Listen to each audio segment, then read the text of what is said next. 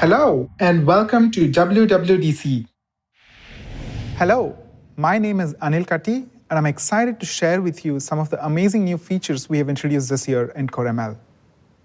CoreML makes it easy for you to seamlessly integrate machine learning into your app, unlocking the door to countless amazing experiences for your users. Your CoreML model is at the heart of what makes all these experiences possible. Today, we are introducing new features that are centered around this model. In this session, we are going to cover a few topics, from a new way to deploy your models to encrypting them and some enhancements in Xcode. Let's get started. We designed CoreML with your app development workflow in mind. Once you have a model, you can integrate it into your app by simply dragging and dropping it in your Xcode project. Xcode compiles your model into an optimal format for running on device. When you submit your app, the compiled model is bundled with your app, and together they go to the App Store and then to your users' devices. Bundling a model with your app works great, and we highly recommend doing it. That way, the model is readily available as soon as a user installs the app. There are scenarios where you might need more flexibility and control over the model delivery process. Today, we are introducing CoreML model deployment to give you that flexibility. CoreML model deployment provides you a new way to deliver models to your apps. Using the model deployment dashboard, models can be stored, managed, and deployed via Apple Cloud. Devices periodically retrieve updates as they become available. Model deployment gives you the ability to develop and deploy models independent of the app update cycle, a new way to group and manage models that work together, and the option to target models to specific device populations. We are really excited about these features, so let's explore each one in more detail. Let's start with independent development. Typically, when you retrain your models, you probably plan to bundle them with your next app update. But what if you are updating your models at a different pace than your app? In the past, you would have to push more app updates just to get the newer models in your users' hands.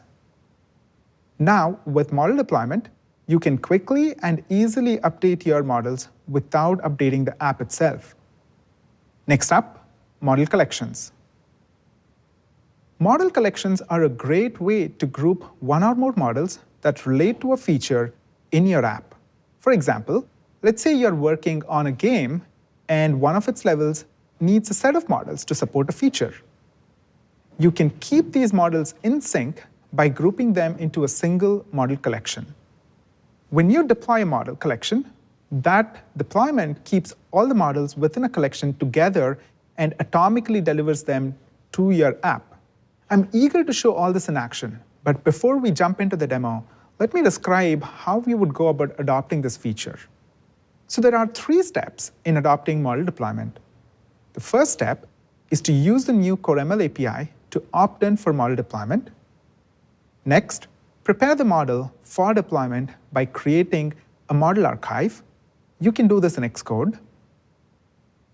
And the last step is to upload the prepared model and deploy on the model deployment dashboard. You would only need to repeat steps 2 and 3 every time you update your model. Let's take a closer look at these steps with a demo. I have a simple app that classifies flowers and applies cool visual effects when you double tap on a picture. It uses 2 CoreML models, an image classifier and a style transfer model. I chose to integrate model deployment so I could decouple updating models from the app update process and iterate on models independently. So the first step is to use the new API to opt in for model deployment, and let's see how to do that in Xcode. I have my Xcode project open. Although this app does a couple of things, for this demo, let's just focus on the flower classification feature. Here is the key method we are going to implement today. It classifies the flower in a given image and updates the UI with the class label. The first thing I want to do when this method is invoked is create an instance of flower classifier and store it in a variable. This would allow me to access the preloaded model in subsequent calls and not have to load the model every single time. So let me get started by checking for the preloaded case.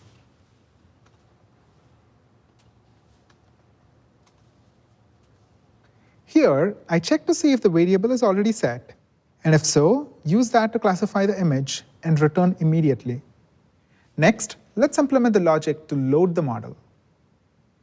Recall that models are grouped into collections.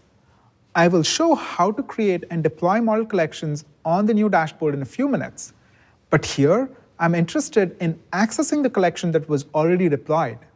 I can do that by simply calling begin_accessing method on ML model collection.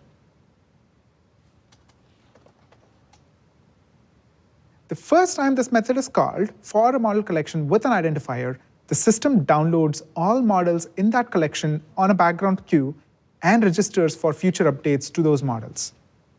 You can monitor the download using the progress object. Here, the model collection identifier we are using is flower models. Let's just keep a note of that since this is required while creating the model collection later. This method also returns an instance of ML model collection asynchronously as a result type. Let's see how we can access the downloaded models from this result.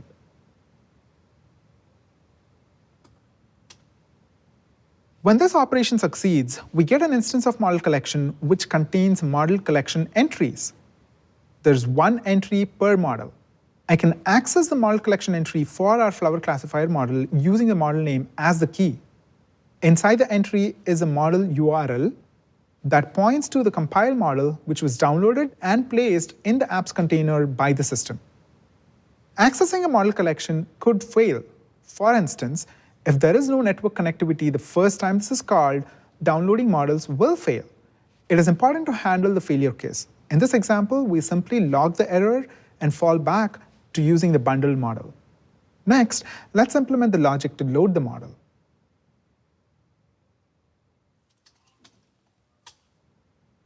I implemented a simple helper method to load the model. It takes an optional model URL as input and uses that to load the flower classifier model. If the URL is nil, it just falls back and loads the model that is bundled with the app. The last step is to use this flower classifier for classifying the image.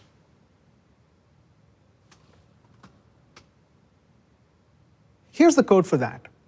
When the model loading succeeds, we use the loaded model to classify the image and also store it in the variable for subsequent classification requests. We have a separate method to handle the model load failures, which in this case displays a suitable error message to the user. This is all the code that's required to prepare the app for model deployment. Now, how can I prepare the model itself for deployment? Well, I can do that in Xcode. If you click on the model in Xcode, you'll see that we've introduced a new utilities tab this year, which has a section for model deployment. I can prepare a model for deployment by creating a model archive. OK, Xcode created flowerclassifier.ml archive and saved it on the disk. I can locate the file by clicking here. It is placed right next to our original model file. The last step is to deploy this model on the model deployment dashboard. Xcode provides a button that takes you right to the model deployment dashboard in Safari. So the first thing you'll notice on the dashboard is that we have a way to create model collection. I'll start by creating a new model collection for our flower models and name it flower models. This should match with what was specified in the app. Next, let's provide a nice description, something like collection of models built for flower images, and then specify the two models that we plan to collect in this collection. The first being a flower classifier, and then we have a flower stylizer, and then click on the Create button. Next, I can deploy the models by creating a new deployment. I will call it Global Deployment since I intend to deploy these models to my app on all devices. I can upload the model archives I created against each of these model names. Let me pick the flower classifier first, and then the stylizer, and click on the Deploy button on the top right.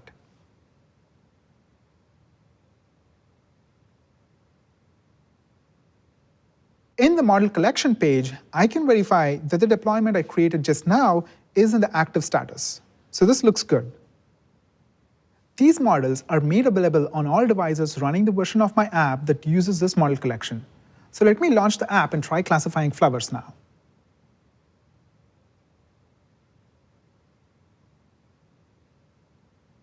I picked a dahlia and see that it's being classified as dahlia. Let me try a hibiscus this time. And the app seems to get that right as well. So the model that I used here was only trained on 3 different classes, and rose was not one of them. Let me try a rose image and see what happens. As expected, the app does not seem to recognize rose. Let's say I want to enhance my app to classify rose. Since I've already adopted model deployment in this app, I can easily add this feature by deploying a model retrained with rose images using model deployment. For the sake of this demo, I've already prepared the updated model for deployment. Let's go to the deployment dashboard and see how to update a model. I can deploy the updated model by creating a new deployment. This time, I will pick the improved classifier and the same stylizer and click on the Deploy button.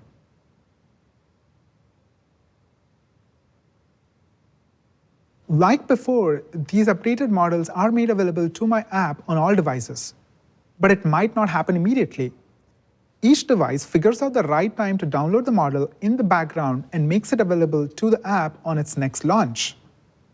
Let's see what would happen when my app gets launched after the OS has synced the updated models to the device.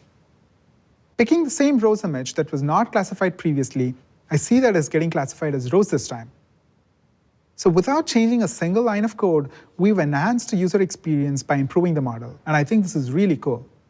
Next, let's talk about targeted deployments. Typically, when your app is young, it might have only one set of models for all your users. However, as your app evolves, it might make more sense for you to use specialized models for different populations. One solution is simply to bundle all models in your app and use the right one at the runtime. But it's not very efficient, and what if the models are large and you want to keep the app download size small? With targeted deployments, you can define rules so that each user's device only gets the model it needs. Let's see how to set one of these up. Recently, I made an improvement to our flower classifier, but specifically made it for iPads. So it turns out the camera angle and the light setting in images taken on an iPad are slightly different from those on an iPhone. Although I want to use a new model on iPads, the existing model works just fine on all other devices. So let's take a look at how we can target the iPad-specific model to just iPads. Back on the dashboard, I can either clone an existing deployment or create a new one. For now, I'll create a new one and call it Targeting iPads. First, I get to pick the default models for this deployment. These models will be delivered on all devices that do not match the deployment rules.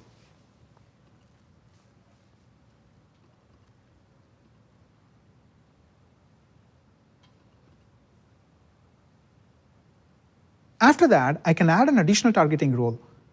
You can see all the different criteria I can target. I'll pick the device class and select iPad.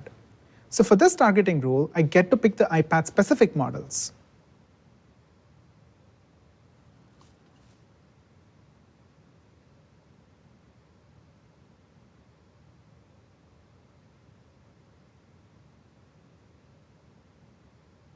I can now deploy these models.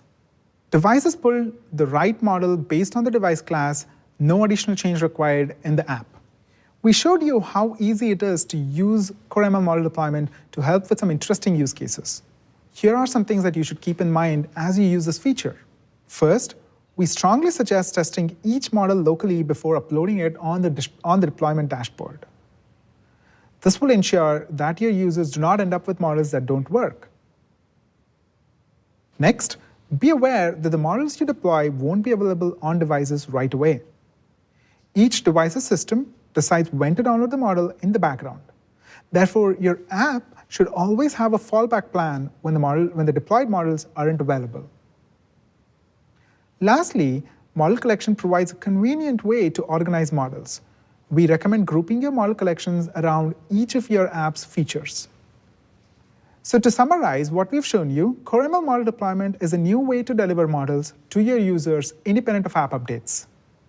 Model collections give you a new way to group and work with your models.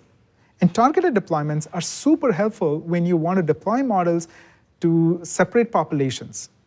We think these features will give you more flexibility and make it more convenient to deliver models to your users.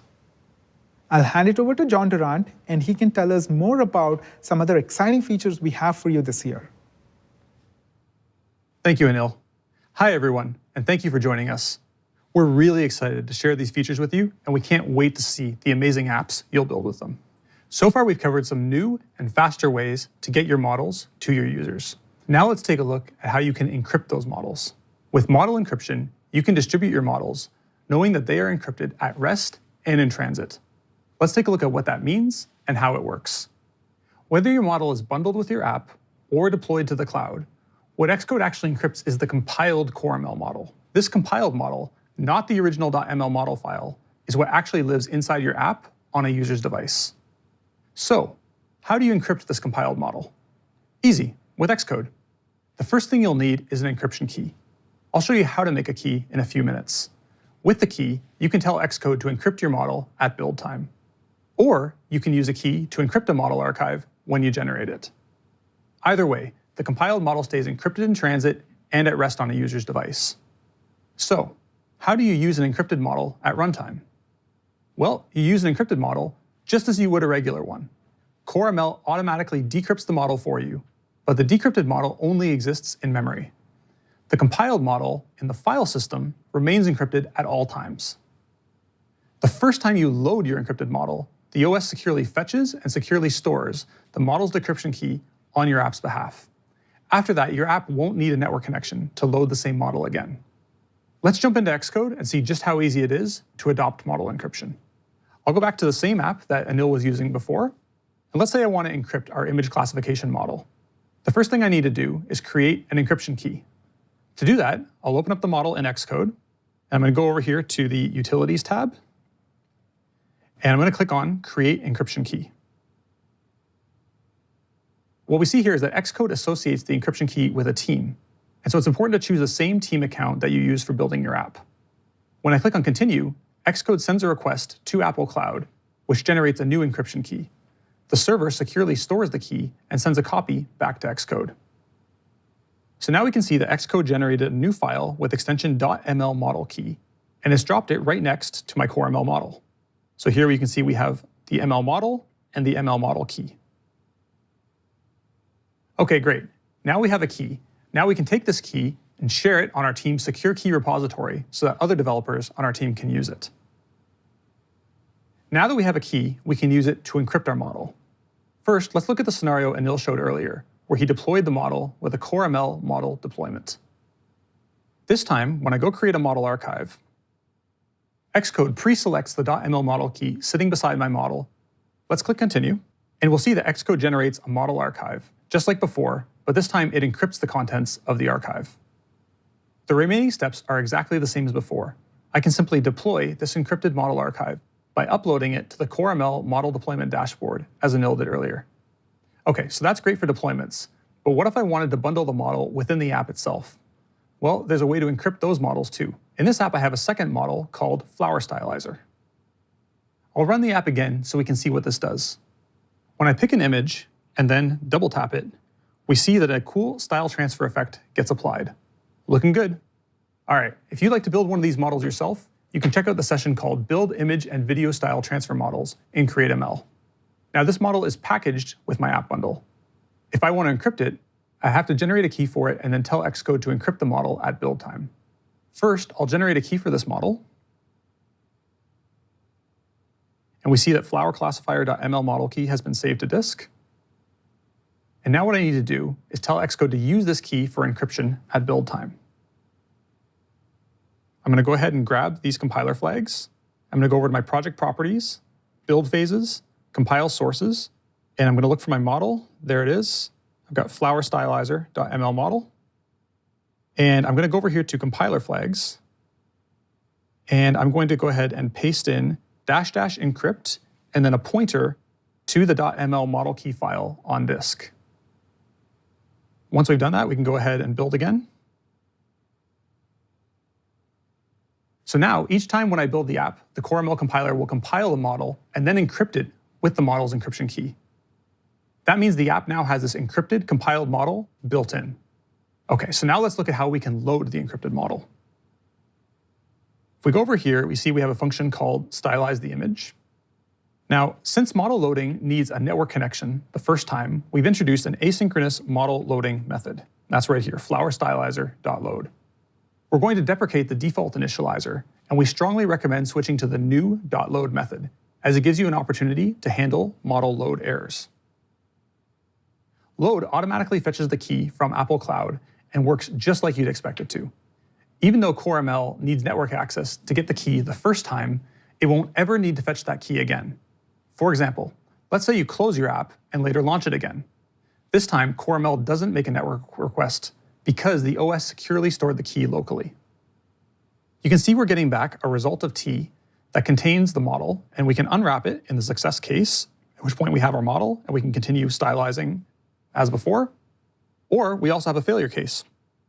In the failure case, we have a helper method, and you'll notice here we specifically trap for a model key fetch error. And in that case, we may want to let the user know that they need network connectivity or to try again later. And that's it. Adopting model encryption really is that simple.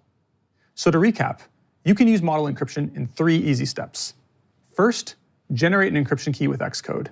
Next, encrypt your model with the encryption key. And finally, load and use the encrypted model on the device. Create, encrypt, load. It's that simple. Model encryption works seamlessly, whether you bundle a model in your app or send one through a model deployment. All you have to do is create a key, encrypt your model, and call .load. We'll handle the rest of it so you can focus on making a great app.